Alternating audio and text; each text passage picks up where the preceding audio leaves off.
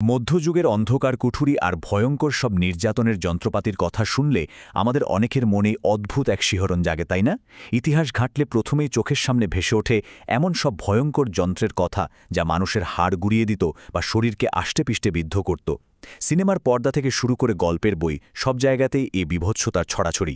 কিন্তু যদি প্রশ্ন করা হয় সেই সময়ের সবচেয়ে ভয়ঙ্কর যন্ত্রটি আসলে কী ছিল, উত্তরটা শুনলে কিন্তু রীতিমতো চমকে যেতে হয়।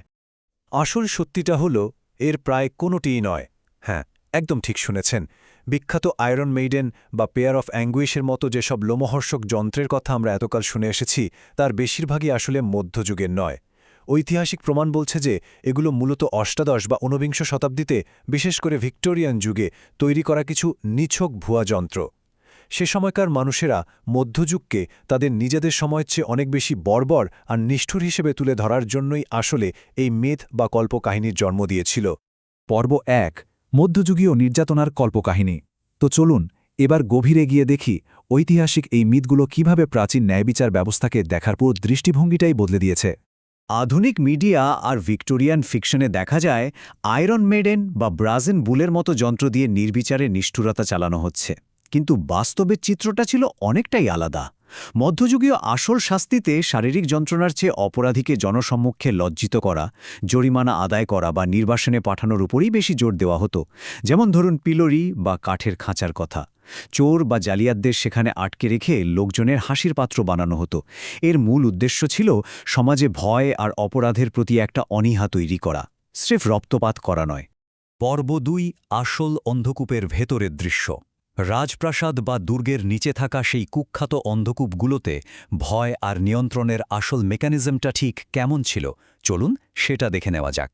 আধুনিক কারাগারগুলো যেখানে অপরাধীদের সংশোধনের জন্য তৈরি, মধ্যযুগের অন্ধকূপ বা ডাঞ্জিয়নগুলোর উদ্দেশ্য ছিল একেবারেই ভিন্ন। এগুলো মূলত বিচার বা বিচারের রায় কার্যকর হওয়ার আগে বন্দীদের আটকে রাখার জায়গা হিসাবে ব্যবহৃত হতো।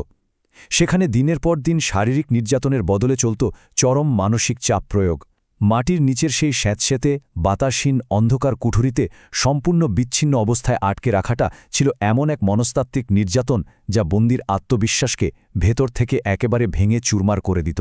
ভয় দেখানোর এই সুপরিকল্পিত ব্যবস্থার সবচেয়ে বড় উদাহরণ হল স্প্যানিশ ইনকুইজিশন। তাদের নিয়মনীতি ছিল আক্ষরিক অর্থেই হাড় হিম করা রকমের সুনির্দিষ্ট। ইনকুইজিশনের নিয়মে কড়াভাবে নিষেধ করা ছিল যে কোনোভাবেই বন্দীর রক্তপাত ঘটানো যাবে না বা হাড় ভাঙা যাবে না। তাই তারা বেছে নিত এমন সব পদ্ধতি যা বাইরে থেকে কোনো ক্ষত তৈরি করবে না ঠিকই, কিন্তু যন্ত্রণার চূড়ান্ত সীমায় নিয়ে যাবে, যেমন ওয়াটারবোর্ডিং বা পানি ঢালার পদ্ধতি। স্বীকারোক্তি আদায়ের জন্য বন্দীকে প্রথমে সতর্ক করা হতো, তারপর শুরু হতো এই ধরনের রক্তপাতহীন নির্যাতন। আর সবচেয়ে অবাক করা বিষয় হল এর সবকিছুই হতো কঠোর আইনি কাঠামোর ভেতরে থেকে। পর্ব ৩, ডাইনিদের হাতুড়ি বা দ্য হ্যামার অফ উইচেস। শারীরিক বন্দিদশা থেকে এবার এক মনস্তাত্ত্বিক ট্র্যাজেডির দিকে নজর দেয়া যাক। ৪৫,০০০! হ্যাঁ, সংখ্যাটা একবার ভাবুন। আধুনিক ইতিহাসবিদদের মতে প্রাক আধুনিক ইউরোপে ডাইনি সন্দেহে ঠিক এই সংখ্যক মানুষকে মৃত্যুদণ্ড দেওয়া হয়েছিল। একটি মাত্র বই কিভাবে পুরো ইউরোপ জুড়ে মানুষের মনে ভয়কে এক ভয়ঙ্কর অস্ত্রে পরিণত করেছিল আর লাখ লাখ মানুষের মনে অন্ধবিশ্বাস আর ঘৃণার বীজ বুনে দিয়েছিল, এটি তারই এক ভয়াবহ পরিসংখ্যান। ১৪৮৭ সালে হাইনরি ক্রেমারের লেখা এই বইটির নাম ছিল ম্যালিয়াস ম্যালিফিকারাম বা ডাইনিদের হাতুড়ি। এখানকার এই উক্তিটি পড়লে আজও শিউরে উঠতে হয়। একটু খেয়াল করলেই বোঝা যায় এই বইটির পড়তে পড়তে লুকিয়েছিল চরম নারী বিদ্বেষ। ডাইনি শিকারের নামে যে নারকীয় হত্যাযজ্ঞ চালানো হয়েছিল তার পেছনে মূলত এই ধরনের গভীর ও বিদ্বেষপূর্ণ মানসিকতাই চালিকা শক্তি হিসাবে কাজ করেছে। আসলে এটি কেবল একটি বই ছিল না, এটি ছিল একটি সুসংগঠিত যুদ্ধের নিখুঁত নীলনকশা। পোপ অষ্টম ইনোসেন্টের একটি আদেশের সুযোগ নিয়ে ক্রেমার এবং স্প্রেঞ্জার এই ম্যানুয়ালটি তৈরি করেন, যা স্থানীয় লোককথা আর কুসংস্কারকে একটি প্রাতিষ্ঠানিক রূপ দিয়েছিল। সবচেয়ে মর্মান্তিক ব্যাপার হল এই ডাইনি শিকারের শিকার হওয়া মানুষদের ৮০% ছিলেন নারী, আর এর সবচেয়ে বড় কেন্দ্র ছিল জার্মানি। একটি আইনি ও ধর্মীয় বই কিভাবে সমাজের একটি নির্দিষ্ট গোষ্ঠীর বিরুদ্ধে পরিকল্পিত ধ্বংসযজ্ঞ চালাতে পারে, এটি তার এক জ্বলন্ত প্রমাণ। পর্ব ৪, চেঙ্গিস খানের গোপন আইন। ইউরোপের ধর্মীয় উন্মাদনা থেকে সরে গিয়ে এবার বিশ্বের অন্য প্রান্তে নজর দেয়া যাক।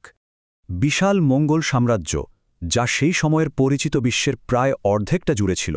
তার পরিচালনার পেছনে ছিল এক অত্যন্ত সুশৃঙ্খল আইনি ব্যবস্থা।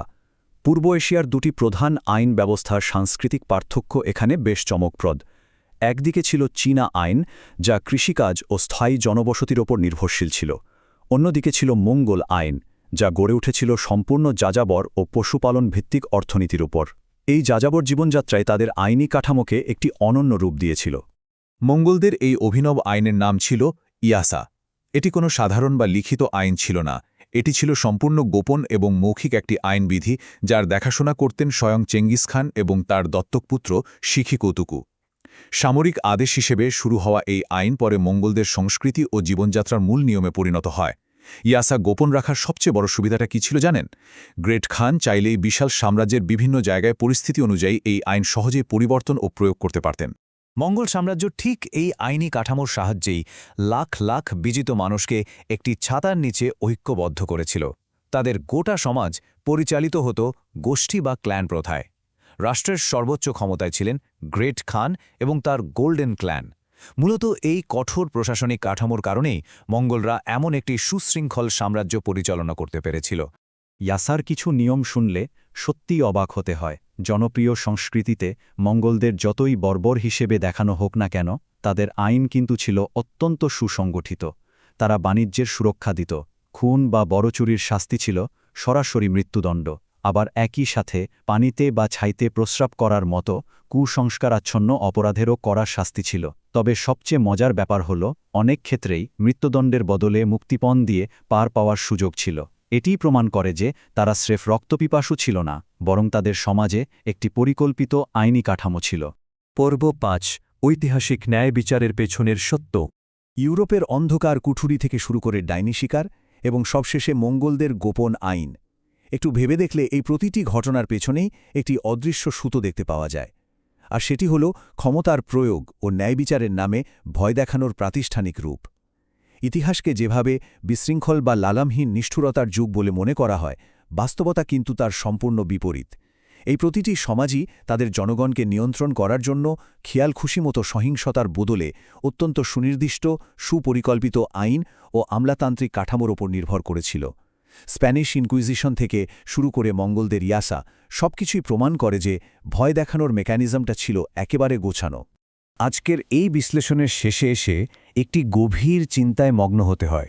ইতিহাসের অন্ধকারতম অধ্যায়গুলো কোনো পাগলাটে শাসকের বিক্ষিপ্ত পাগলামি ছিল না, বরং সেগুলো ছিল নিখুঁতভাবে সাজানো আইনি ব্যবস্থার ফসল।